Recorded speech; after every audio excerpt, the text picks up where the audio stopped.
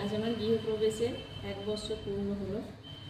তো আমি সকাল সকাল উঠে পড়েছি, উঠে পড়ে স্নান টান করে এই যে আমার ঠাকুরকে একটুখানি ফল মিষ্টি দিয়ে আজকে পুজো করব, করে তারপরে আমি আমার বাকি কাজগুলো করব। এই পুজো করার জন্য আপাতত আমি এখন ফল কাটতে বসে গেছি। আজকে গৃহপ্রবেশ করে এই বাড়িতে এসেছিলাম। সেদিনকে ছিল 12ই ফেব্রুয়ারি 2025-এর 12ই ফেব্রুয়ারি। আমি ওদিনকেই পুজো করেছিলাম। ওদিনকে ছিল মাঘী পূর্ণিমা। তো মাঘী পূর্ণিমাটা এই বছরে 1 তারিখে হয়ে গেছে।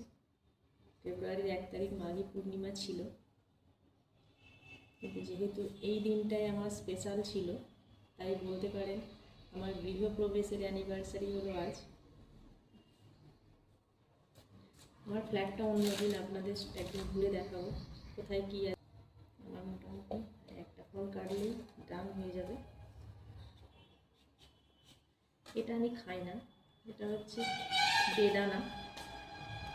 এটা সেই বলে না ফল হারিনি কালী পূজা, ওখানেতে আমি এই ফলটা উৎসর্গ করে একটা মানত করেছিলাম, কিন্তু আমার মানত কোনোদিন ফুলফিল হয় না, তাই ফলটা আমি মনে হয় কোনোদিন খেতেও পারবো না।